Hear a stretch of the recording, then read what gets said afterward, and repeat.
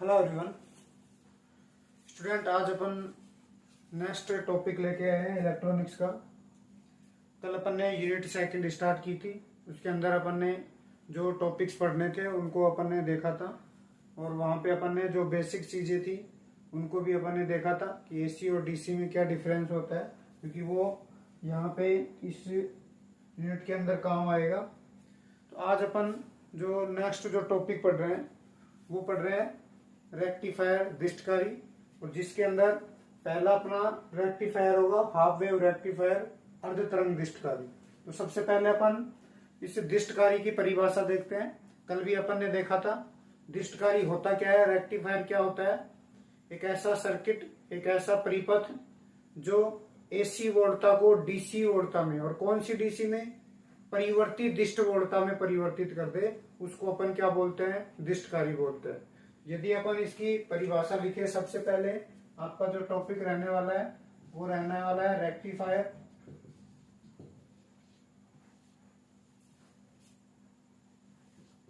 दिष्टकारी, सबसे पहले अपन इसकी डेफिनेशन लिखते हैं। एक ऐसा परिपथ, एक ऐसा परिपथ जो प्रत्यावर्ती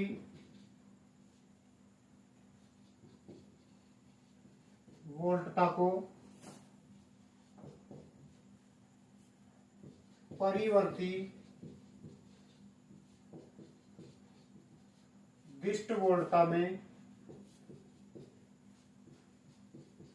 परिवर्तित कर दे,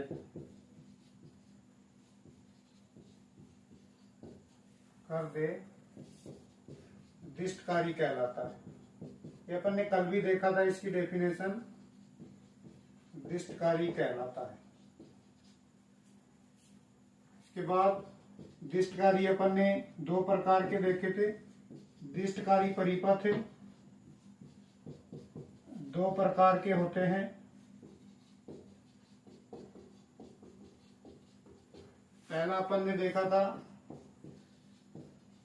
अर्ध तरंग दिष्टकारी,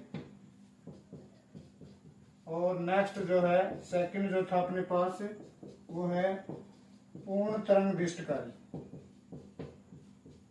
नेक्स्ट जो अपने पास पूर्ण तरंग दिष्टकारी, ये अपन ने कल पढ़ लिया था दिष्टकारी क्या होता है।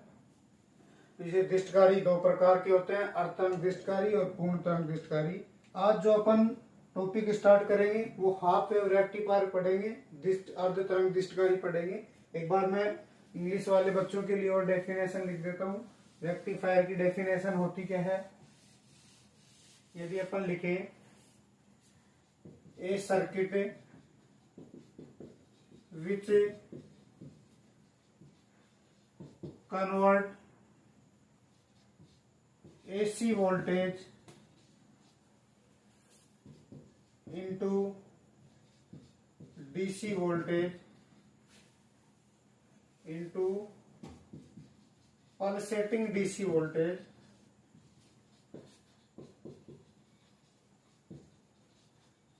called rectifier.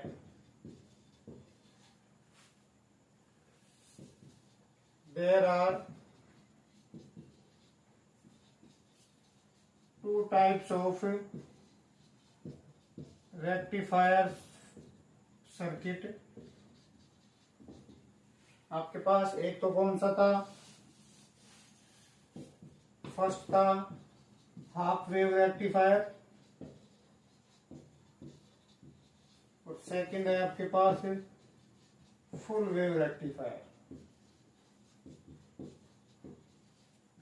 ये आपके पास रेक्टिफायर दिष्टकारी क्या होता है, मतलब एसी को वो किस में बदलेगा, डीसी में, और वो डीसी भी कैसी होगी, पल्सेटिंग, जिसका दिशा तो एक होगी लेकिन उसका डीसी की जो परिमाण है वो क्या होगा, परिवर्तित होगा।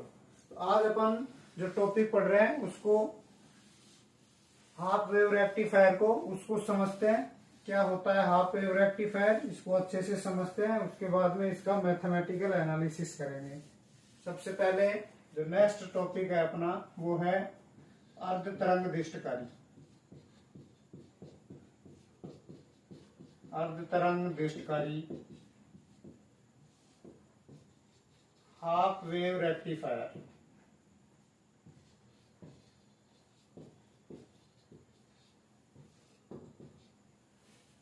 सबसे पहले अपन इसका सर्किट डायग्राम बनाते हैं, परिपथ चित्र बनाते हैं। उस परिपथ चित्र से अपन इसको पूरी डिटेल को समझेंगे। तो सबसे पहले अपन इसका सर्किट डायग्राम बना लेते हैं। सर्किट डायग्राम परिपथ चित्र।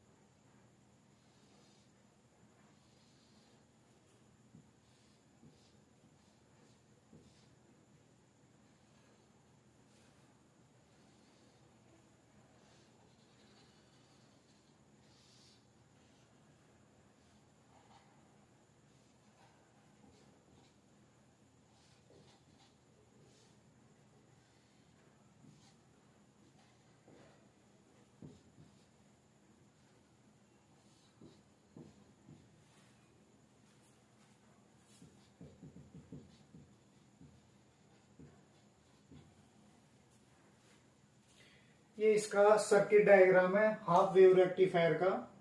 इसका मतलब एक ऐसा परिपथ जिसमें एक डायोड जुड़ा हुआ हो, वो आपके पास क्या होगा, हाफ वेव रेक्टिफायर होगा, अर्धतरंग दृष्टकारी होगा। इसके सर्किट को देखते हैं अपन सबसे पहले।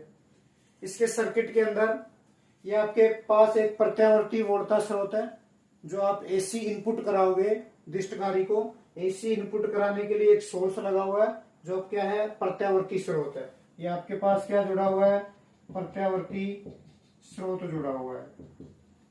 ये प्रत्यावर्ती स्रोत, यहाँ पे एक ट्रांसफार्मर लगा हुआ है। ट्रांसफार्मर आपने पढ़ा होगा, ट्रांसफार्मर की दो कॉइल होती है, एक प्राथमिक कुंडली और एक द्वितीय कुंडली। ट्रांसफार्मर की जो प्राथमिक कुंडली है उसके साथ में कौन जुड़ा हुआ है, प्रत्यावर्ती स्रोत। ये प्रत्यावर्ती स्रोत ट्रांसफार्मर की प्राथमिक कुंडली से जुड़ा हुआ है। ट्रांसफार्मर की जो द्वितीय कुंडली है उसके श्रेणी क्रम में एक डायोड लगा हुआ है, और उसके श्रेणी क्रम में क्या लगा हुआ है, आरएल लगा हुआ है। ये तो इसका सर्किट डायग्राम है कि अर्धतरंग दृष्टकारी के अंदर एक प्रत्यावर्ती स्रोत ट्रांसफार्मर की प्राथमिक कुंडली से जुड़ा होता है। ट्रांसफार्मर की द्वितीय कुंडली के श्रेणी क्रम में एक डायोड तथा लोड प्रतिरोध आरएल जुड़ा होता है। लोड प्रतिरोध आरएल के सिरों पर प्राप्त जो वोल्टेज आएगी उसको निर्गत वोल्टता बोलते हैं, जहां पे आपको पल्सेटिंग डीसी मिलेगी। एसी इनपुट करा रहे हैं और इसके आउटपुट पे आरएल पे जो वोल्टता मिलेगी वो पल्सेटिंग डीसी मिलेगी, परिवर्ती दिष्ट वोल्टता मिलेगी। ये आपके पास इसका सर्किट डायग्राम है। इसके सर्किट डायग्राम के अंदर ये आपको दिख रहा है। अब इसकी वर्किंग प्रोसेस देखते हैं, इसकी कार्य विधि को देखते हैं, इसके अंदर ये कार्य कैसे करता है। यहां से आपके पास एक प्रत्यावर्ती वोल्टता स्रोत है, और प्रत्यावर्ती वोल्टता स्रोत में अपन ने जो इनपुट दिया है वो साइन की फॉर्म में दिया है। वी बराबर कितना माना है, वीएम साइन ओमेगा टी। मतलब आपके पास यहाँ पे जो इनपुट वोल्टेज है, ये इनपुट जो वोल्टेज है वो साइन की फॉर्म में है, इस टाइप से। साइन का ग्राफ आपको आता होगा। ये मैंने एक साइकिल के लिए बनाया है। इधर मान लो टी है, तो ये पॉजिटिव साइकिल होता है और ये क्या होता है, नेगेटिव साइकिल होता है। इस तरह से ये इनपुट वोल्टेज है, ये इनपुट वोल्टेज है जो यहां से जा रही है और किस पे जाएगी, ट्रांसफार्मर की प्राथमिक कुंडली पे जाएगी। इनपुट का मतलब एसी दे रहे हैं अपन, एक बार पॉजिटिव में जा रही है, एक बार नेगेटिव में, डायरेक्शन चेंज हो रही है, परिमाण चेंज हो ही रहा है। एक बार मैक्सिमम, फिर मिनिमम, फिर नेगेटिव में मैक्सिमम, फिर मिनिमम हो जाएगी। इसका मतलब ये साइन की फॉर्म में जो आपके पास निवेशी प्रत्यावर्ती वोल्टता है उसकी फॉर्म कैसी है, साइन की फॉर्म में है। इस एसी को अपन ट्रांसफार्मर की प्राथमिक कुंडली पे आपतित कराते हैं।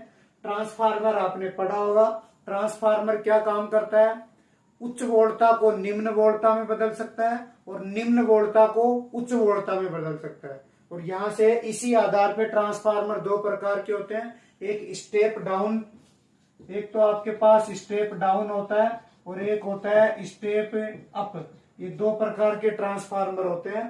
ट्रांसफार्मर डाउन का मतलब जो उच्च वोल्टता को निम्न वोल्टता में परिवर्तित कर दे वो स्टेप डाउन, जो निम्न को उच्च में परिवर्तित कर दे वो क्या कहलाता है, स्टेप अप कहलाता है। ये स्टेप डाउन और स्टेप डाउन इन दोनों कॉइल की फेरों की संख्या पे डिपेंड कर रही है। ये आपके पास जो फेरों की संख्या दिख रही है, कुंडलियां दिख रही है, उनकी संख्या पे डिपेंड करती है। अभी आगे पढ़ेंगे कैसे डिपेंड करती है स्टेप डाउन और स्टेप अप ट्रांसफार्मर की। जब यहां से प्रत्यावर्ती वोल्टता ट्रांसफार्मर की प्राथमिक कुंडली में प्रवाहित आपतित करवाते हैं तो इसमें से धारा प्रवाहित होती है। ये धारा प्रवाहित प्राथमिक कुंडली में धारा प्रवाहित होगी। धारा प्रवाह के कारण इस ट्रांसफार्मर की प्राथमिक कुंडली में चुंबकीय क्षेत्र उत्पन्न होता है। इसके चारों ओर क्या उत्पन्न होगा, चुंबकीय क्षेत्र उत्पन्न होता है। और इस चुंबकीय क्षेत्र के कारण इस द्वितीय कुंडली पे एक विद्युत वाहक बल उत्पन्न होता है। क्या उत्पन्न होगा, एक विद्युत वाहक बल, जिसके कारण इस प्रेरित विद्युत वाहक बल के कारण ट्रांसफार्मर की द्वितीय कुंडली में भी क्या उत्पन्न होती है, धारा प्रवाहित होने लगती है। इसको बोलते हैं विद्युत चुंबकीय प्रेरण। इसको क्या बोलते हैं, विद्युत चुंबकीय प्रेरण बोलते हैं। तो यहां से ये ट्रांसफार्मर किस पे काम कर रहा है, विद्युत चुंबकीय प्रेरण पे काम कर रहा है। अपन ने इनपुट ट्रांसफार्मर की प्राथमिक कुंडली को दिया। ट्रांसफार्मर की प्राथमिक कुंडली विद्युत चुंबकीय प्रेरण के कारण ट्रांसफार्मर की द्वितीय कुंडली में क्या उत्पन्न होगी, धारा प्रवाहित होगी। और वो कैसे होती है, जैसे इसमें धारा प्रवाहित करते हैं तो यहाँ पे चुंबकीय क्षेत्र उत्पन्न होता है। चुंबकीय क्षेत्र के कारण इसमें एक विद्युत वाहक बल प्रेरित होता है दूसरी कुंडली में, और दूसरी कुंडली में विद्युत वाहक बल के कारण धारा प्रवाहित होती है, जिसको अपन ने आई नाम दिया है। तो यदि यहाँ पे बात करें ट्रांसफार्मर की प्राथमिक कुंडली पे, तो इस पे तो वोल्टता कितनी होगी, Vm sin ओमेगा टी। और जो द्वितीय कुंडली पे है, जिसको मैं Vs से डिनोट कर रहा हूँ सेकेंडरी कॉइल पे, उसका मान होता है Nvm sin ओमेगा टी होता है। विद्युत चुंबकीय प्रेरण के कारण द्वितीय कुंडली पे जो वोल्टता उत्पन्न होती है वो कितनी होगी, Nvm sin ओमेगा टी। यहाँ पे N क्या है, N का मतलब है ट्रांसफार्मर की द्वितीय कुंडली में फेरों की संख्या बटे में प्राथमिक कुंडली में फेरों की संख्या। इन दोनों का अनुपात क्या कहलाता है, स्मॉल एन। द्वितीय कुंडली में फेरे कितने हैं, ऐसे ही प्राथमिक कुंडली में फेरों की संख्या कितनी है, उनका अनुपात कर दोगे तो ये स्मॉल एन आ जाएगा। इसी बेस पे अपन ने बोला था स्टेप डाउन। आपको पता है स्टेप डाउन कब होगा, जब द्वितीय कुंडली में फेरों की संख्या कम होगी, N2 का मान कम होगा तो स्मॉल n का मान क्या आएगा, कम आएगा। और स्मॉल n का मान कम आएगा तो वोल्टेज क्या हो जाएगी, कम हो जाएगी। और यदि N2 का मान ज्यादा है, द्वितीय कुंडली में फेरों की संख्या ज्यादा है, तो N2 का मान बढ़ने पर स्मॉल n का मान बढ़ेगा, जिससे वोल्टेज क्या हो जाएगी, बढ़ जाएगी। पहले कम थी फिर बढ़ जाएगी, तो उसको क्या बोलेंगे, स्टेप अप। और ये बराबर भी हो सकते हैं, यदि फेरों की संख्या बराबर है N1 बराबर N2 तो स्मॉल n बराबर कितना हो जाएगा, 1 हो जाएगा। तो ये आपके पास ट्रांसफार्मर का जो वर्किंग प्रोसेस था वो था। यहां से जब वोल्टेज उत्पन्न होगी तो इसमें से धारा प्रवाहित होती है। धारा प्रवाहित ये डायोड दो अवस्थाओं में हो सकता है, एक आपके पास डायोड अग्र बायस अवस्था में हो सकता है और एक पश्य बायस अवस्था में हो सकता है। इसको आपको ये समझ लेना है कि डायोड अग्र बायस में कैसे काम करता है और पश्य बायस में कैसे काम करता है। मैं एक यहाँ पे आइडियल डायोड की बात कर रहा हूँ, जो आदर्श डायोड होता है जिसकी नी वोल्टेज 0 होती है, जिसकी नी वोल्टेज कितनी होती है, 0 होती है। तो यदि आदर्श डायोड की बात करें, आइडियल डायोड की बात करें, तो जब ये अग्र बायस में होगा तो अग्र बायस में ये एक तार की तरह काम करता है। मतलब यहाँ पे इस डायोड को हटा के आप बीच में क्या कनेक्ट कर सकते हो, एक वायर कनेक्ट करते हो। इसका मतलब अग्र बायस में जब डायोड होगा तो इसमें से क्या प्रवाहित होगी, धारा प्रवाहित होती है। और यदि ये पश्य बायस में होता है तो यहाँ पे ये सर्किट बीच में टूट जाता है, ये वाला टर्मिनल और ये वाला टर्मिनल। यहाँ से डायोड को हटा देते हैं और आपके पास ये बीच में से सर्किट टूट जाता है, जैसे सर्किट टूटेगा तो इसमें से धारा प्रवाहित नहीं होती। कहने का मतलब यदि डायोड अगर बायस में होता है तो इसमें से धारा प्रवाहित होती है, तो डायोड को एक वायर के द्वारा रिप्लेस कर देते हैं। और यदि ये रिवर्स बायस में होता है, पश्चिम बायस में होता है, तो डायोड को हटा देते हैं, यहां से सर्किट टूट जाता है। सर्किट टूटता है तो उसमें से धारा प्रवाहित नहीं होती है। तो यहां से दोबारा से सुन लो, इसमें लिखना क्या है, इसकी स्ट्रक्चर को देखें तो इसकी स्ट्रक्चर में तो आपको क्या लिखना है, एक प्रत्यावर्ती वोल्टेज स्रोत ट्रांसफार्मर की प्राथमिक कुंडली से जुड़ा होता है। ट्रांसफार्मर की द्वितीय कुंडली के श्रेणी क्रम में एक डायोड तथा लोड प्रतिरोध आरएल जुड़ा होता है। लोड प्रतिरोध आरएल पर निर्गत वोल्टता प्राप्त होती है। यहां से यदि इसकी वर्किंग प्रोसेस देखें तो सबसे पहले अपन प्रत्यावर्ती वोल्टता स्रोत से जो साइन वेव की फॉर्म में आपके पास इनपुट दिया हुआ है, ये इनपुट किस पे आपतित होगा, इस प्राथमिक कुंडली पे आपतित होगा। विद्युत चुंबकीय प्रेरण से ट्रांसफार्मर की द्वितीय कुंडली में धारा प्रवाहित होती है। यदि धारा लोड प्रतिरोध आरएल पर पहुंचती है तो आप लोग जानते हो V बराबर कितना होगा, IR। IR का मतलब आरएल दे रखा है और I यहां से बहेगी, ये आपके पास V का मान आएगा जिसको अपन क्या बोलेंगे, V आउटपुट बोलेंगे। अब यहां से अपन ये देखते हैं कि इसको हाफ वेव रेक्टिफायर क्यों बोलते हैं, अर्ध तरंग दृष्टकारी क्यों बोलते हैं, इसका रीजन क्या है, इसकी वर्किंग प्रोसेस में और देखते हैं। देखो, जब अपन यहां से इनपुट कराते हैं तो इनपुट आपके पास दो पार्ट्स में है। एक साइकिल की बात करें, यहां से एक साइकिल की बात करें तो ये आपके पास T/2 टाइम होता है और ये T, एक चक्कर पूरा करने में इसको जो समय लगता है इसको आवर्तकाल T बोलते हैं। ये आधा अर्ध चक्कर है, इसको धनात्मक अर्ध चक्कर बोलते हैं। 0 से T/2 तक को क्या बोलते हैं, धनात्मक अर्ध चक्कर। और T/2 से T तक का जो आपके पास निवेशी वोल्टेज है उसको ऋणात्मक अर्ध चक्कर बोलते हैं।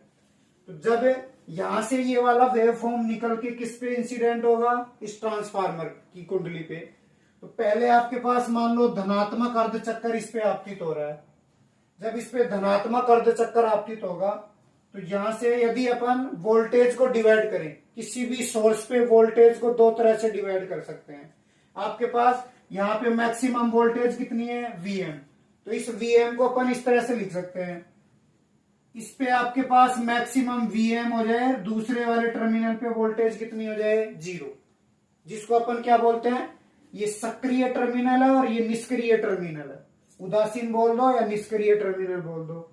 उदासीन या निष्क्रिय टर्मिनल पे वोल्टेज 0 और जो आपके पास सक्रिय टर्मिनल होता है उसको अपन वोल्टेज मैक्सिमम लिखते हैं Vm। एक तो तरीका ये है कि आपने सोर्स पे वोल्टेज कैसे डिवाइड किया है, मैक्सिमम और 0। दूसरा तरीका ये है कि जो आपके पास इनपुट जा रहा है, मैक्सिमम कितना जा रहा है, Vm, उसको दो भागों में तोड़ दो, एक प्लस का Vm/2 और इधर माइनस का Vm/2। वही डिफरेंस सेम आएगा, Vm में से 0 घटाते हो तो कितना बचता है, Vm, इसमें से इसको घटाओगे तो ये प्लस का हो जाएगा Vm/2 प्लस Vm/2 कितना हो जाएगा, Vm। तो दो तरीके से अपन किसी सोर्स पे वोल्टेज को लिख सकते हैं, मैक्सिमम 0 या प्लस और माइनस की फॉर्म में हाफ ऑफ कर देते हैं उनको। मैक्सिमम टाइम अपन ये वाला केस लेके चलते हैं कि एक टर्मिनल पे मैक्सिमम वोल्टेज ले लेते हैं और दूसरे पे 0 लेते हैं। यहाँ पे आपके पास ये मैक्सिमम वोल्टेज ये वाली यहां तक कितनी दे रखी है, Vm दे रखी है, Vm sin ओमेगा टी अपन इंसिडेंट करा रहे हैं, इनपुट दे रहे हैं, तो Vm आपके पास क्या हो जाएगा, मैक्सिमम वोल्टेज हो जाएगा। तो ये मान के चलते हैं कि जब धनात्मक अर्ध चक्कर इस पे आपतित होता है तो ये वाला यहाँ पे वोल्टेज Vm है, ये प्लस टर्मिनल है और ये माइनस टर्मिनल है, ये प्लस टर्मिनल ये माइनस, तो इधर ये प्लस टर्मिनल हो जाएगा और ये भी क्या हो जाएगा, माइनस टर्मिनल। चुंबकीय प्रेरण के कारण जो दूसरी कुंडली है इसके यहाँ पे प्लस आएगा और यहाँ पे क्या आएगा, माइनस। इसका मतलब यदि इसको मैं A पॉइंट दूं और इसको B पॉइंट दूं तो A पॉइंट तो क्या होगा, पॉजिटिव होगा और B पॉइंट क्या होगा, नेगेटिव होगा। कब, जब धनात्मक अर्ध चक्कर आपतित हो रहा है। इस कंडीशन में यहाँ पे पॉजिटिव है, ये डायोड का P टर्मिनल होता है और ये N टर्मिनल होता है। जब डायोड का पी टर्मिनल बैटरी के धनात्मक अर्धचक्र से जुड़ता है और एन टर्मिनल बैटरी के ऋणात्मक टर्मिनल से जुड़ता है। ये एन टर्मिनल किससे जुड़ा हुआ है? ऋणात्मक टर्मिनल से। तो डायोड होता है अग्र बायस में। वो किस में होता है? अग्र बायस में होता है। तो जब अग्र बायस में होगा तो आपको बताया था डायोड को हटा के एक वायर से कनेक्ट कर देते हैं। इसका मतलब इसको एक वायर से कनेक्ट करोगे तो इसमें से क्या प्रवाहित होगी? धारा प्रवाहित होगी। उस धारा का मान भी अपन निकालेंगे कि इसमें कितनी धारा प्रवाहित होती है। पहले अपन केवल इसकी थ्योरेटिकल पार्ट को समझ रहे हैं, उसके बाद में मैथमेटिकल पार्ट करेंगे। जब ये अग्र बायस में होगा तो इसमें से धारा प्रवाहित होगी। वो धारा किस में से निकलेगी? आरएल पे। जब आरएल में धारा प्रवाहित होगी तो V बराबर आई आर से क्या निकाल लेंगे? V का मान निकाल लेंगे, जिसको अपन निर्गत वोल्टा बोलते हैं। तो ये तो था जब धनात्मक अर्धचक्र आपतित करा रहे हैं तो आपके पास इसमें से करंट फ्लो होगी और ये अग्र बायस में होगा और आपको निर्गत वोल्टा मिल जाएगी। इसके बाद में जब नेगेटिव हाफ साइकिल इंसिडेंट कराते हैं तो पॉजिटिव और नेगेटिव हाफ साइकिल का मतलब है यदि ये इंसिडेंट करा रहे हो उसके बाद में दूसरा नेगेटिव करा रहे हो तो पॉजिटिव और नेगेटिव का मतलब है जो बैटरी की ध्रुवता है, जो बैटरी के टर्मिनल है, उनके साइन चेंज कर दो। पहले इसको इंसिडेंट करा रहे थे तो इसको प्लस ले रहे थे और इसको क्या ले रहे थे? माइनस ले रहे थे। इस बार क्या करोगे? जब नेगेटिव कराओगे तो इसको माइनस ले लो और इसको क्या ले लो? प्लस ले लो। जब ये नेगेटिव होगा और ये प्लस होगा तो ये वाला क्या बन जाएगा? नेगेटिव। और ये क्या बन जाएगा? प्लस। ये भी नेगेटिव बन जाएगा और ये क्या बन जाएगा? प्लस बन जाएगा। तो ये आपके पास नेगेटिव और ये भी क्या हो जाएगा? पॉजिटिव। अब इस बार डायोड का पी टर्मिनल बैटरी के ऋणात्मक टर्मिनल से जुड़ा हुआ है। जब डायोड का पी टर्मिनल ऋणात्मक टर्मिनल से जुड़ता है तो उसको बोलते हैं पश्च बायस, रिवर्स बायस बोलते हैं। और रिवर्स बायस में जो डायोड होता है वो खुले परिपथ की तरह काम करता है। मतलब यहां से डायोड क्या हो जाएगा? हट जाएगा और आपके पास खुला परिपथ बन जाएगा। खुले परिपथ में कभी भी धारा प्रवाहित नहीं होती। इसका मतलब जब नेगेटिव साइकिल इस पे इनपुट कराएंगे तो यहां से सर्किट में धारा प्रवाहित नहीं होगी। धारा प्रवाहित नहीं होगी तो आपके पास इस आरएल में भी धारा प्रवाहित नहीं होगी और आरएल में धारा प्रवाहित नहीं होगी तो आपको आउटपुट पे वोल्टेज भी नहीं मिलेगी। तो यहां से अपन ये बोल सकते हैं कि केवल हाफ एक चक्कर की बात कर रहे हैं, एक चक्कर में केवल हाफ साइकिल इनपुट कराने पे ही आउटपुट मिलता है। दूसरा ऋणात्मक अर्धचक्र आपतित कराने पर आपको आउटपुट नहीं मिलता। तो यदि अपन यहां से अपन एक ग्राफ बनाए इनपुट और आउटपुट का, यहां से एक ग्राफ बना दें अपन। मान लो ये आपके पास इनपुट वाली वोल्टेज है, इधर आप टाइम ले सकते हो। इनपुट आपने साइन फॉर्म में इनपुट कराया है तो आपके पास ये वाला बनेगा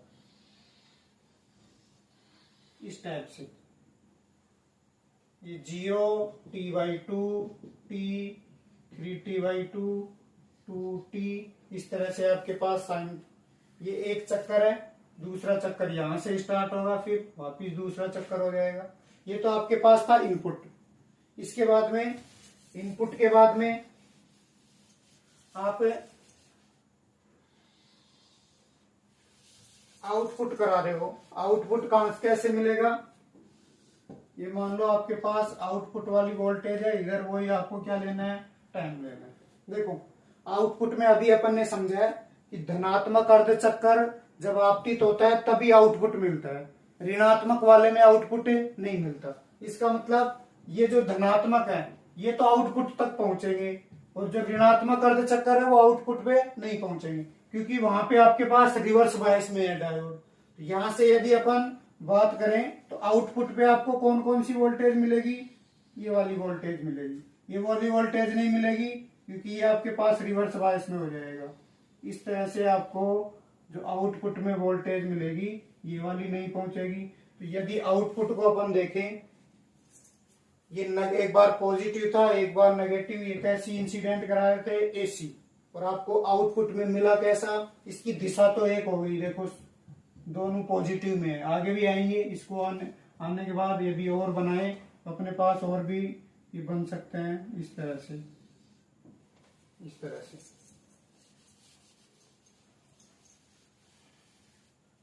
यहां से यदि अपन इस डायग्राम को देखें तो ये एक दिशा में है, एक दिशा में होते ही वो क्या बन जाती है, डीसी बन जाती है। लेकिन इसका परिमाण एक बार मैक्सिमम हो रहा है, फिर मिनिमम हो रहा है, मैक्सिमम हो रहा है, फिर मिनिमम हो रहा है। इसका मतलब जिसमें परिमाण चेंज होता है तो वो क्या कहलाती है, परिवर्ती डीसी कहलाती है। इसका मतलब जब अपन हाफ वेव रेक्टिफायर पे एसी इनपुट करा रहे थे ये वाली, तो आपको आउटपुट में ये परिवर्ती डीसी मिल रही थी, जो अपन पहले भी पढ़ चुके हैं। चूंकि इनपुट का केवल आधा भाग आउटपुट में मिलता है, इस कारण इसको अर्ध तरंग दृष्टकारी बोला जाता है। इनपुट तो आपने ये पूरी इनपुट कराई, लेकिन आपको आउटपुट केवल आधा पार्ट मिला, केवल पॉजिटिव वाला आपको क्या मिला, आउटपुट में मिला, नेगेटिव वाला कट गया यहां से। तो आधा भाग इनपुट का मिलने के कारण आउटपुट में उसको अपन क्या बोलते हैं, अर्ध तरंग दृष्टकारी बोलते हैं। तो ये है आपके पास हाफ वेव रेक्टिफायर, अर्ध तरंग दृष्टकारी। इसको अपन एक बार वर्किंग प्रोसेस को फिर से देख लेते हैं। थ्योरी में क्या लिखना है, सबसे पहले इसकी स्ट्रक्चर अपन डायग्राम से अपन देख चुके हैं, क्या क्या लगे हुए हैं इसके अंदर, कौन क्या काम करता है। इसके बाद में यदि वर्किंग प्रोसेस में अपन देखें तो क्या लिखोगे, सबसे पहले प्रत्यावर्ती वोल्टता स्रोत से जो प्रत्यावर्ती वोल्टता है वो ट्रांसफार्मर की प्राथमिक कुंडली पे आपतित कराते हैं। ट्रांसफार्मर की प्राथमिक कुंडली से विद्युत चुंबकीय प्रेरण के कारण ट्रांसफार्मर की द्वितीय कुंडली पे एक वोल्टता प्रेरित होती है, जिसका मान Vs बराबर N VM sine omega T होता है। एन होता है द्वितीय कुंडली में फेरों की संख्या बटे में प्राथमिक कुंडली में फेरों की संख्या। जब आपके पास प्रत्यावर्ती वोल्टता का धनात्मक अर्धचक्र आपतित कराते हैं, तो मान लेते हैं कि धनात्मक अर्धचक्र में जो आपके पास ऊपर प्लस मान रहे हैं और नीचे क्या मान रहे हैं, नेगेटिव। तो आपके पास जो सर्किट में ए पॉइंट था वो तो पॉजिटिव बन जाएगा और बी पॉइंट नेगेटिव बन जाएगा। तो इसका मतलब जो डायोड का पी टर्मिनल है वो धनात्मक से जुड़ा हुआ है और एन टर्मिनल नेगेटिव से जुड़ा हुआ है। इसका मतलब डायोड अग्र बायस में होगा। जब डायोड अग्र बायस में होता है तो उसको चालन अवस्था बोलते हैं, मतलब उसमें से धारा प्रवाहित होती है। जब ये धारा प्रवाहित होगी तो लोड प्रतिरोध तक पहुंचेगी। लोड प्रतिरोध में धारा बहने पर वहां पे वोल्टता V बराबर IR से निकाल सकते हैं, तो क्या निकल जाएगी, आउटपुट में वोल्टेज निकल जाएगी। ऋणात्मक अर्धचक्र में ए बिंदु तो ऋणात्मक हो जाएगा और बी क्या हो जाएगा, धनात्मक हो जाएगा। ए ऋणात्मक होने की वजह से पी टर्मिनल ऋणात्मक टर्मिनल से जुड़े होने के कारण वो पश्य बायस में होगा। पश्य बायस में डायोड अचालन अवस्था में होता है, मतलब वो उसमें से धारा प्रवाहित नहीं होगी। धारा प्रवाहित नहीं होगी तो लोड प्रतिरोध में वोल्टता का मान कितना आएगा, 0 आएगा। इसका मतलब यदि अपन डायग्राम बनाए तो केवल दृष्टकारी के आउटपुट पर इनपुट का आधा भाग पहुंचता है। आधे भाग को पहुंचने के कारण उसको अर्ध तरंग दृष्टकारी बोला जाता है। चूंकि जो आउटपुट में मिल रहा है वो एक दिशीय वोल्टता मिल रही है तो वो डीसी हो गई, और उसका परिमाण चेंज हो रहा है तो परिवर्ती डीसी हो गई। यही आपने पहले पढ़ा था कि दृष्टकारी एसी को परिवर्ती डीसी में क्या करता है, परिवर्तित करता है। तो ये था आपके पास अर्ध तरंग दृष्टकारी। नेक्स्ट इसकी वर्किंग प्रोसेस, वो मैथमेटिकल एनालिसिस करेंगे। जो आपके पास सर्किट में धारा बह रही थी, सर्किट में धारा का मान निकालेंगे, उस धारा का औसत मान निकालेंगे, वर्ग माध्य मूल, फिर इसकी इफिशियंसी निकालेंगे। 5-6 पॉइंट आपको उसके अंदर पढ़ने हैं, तो वो नेक्स्ट अपन वीडियो में करेंगे।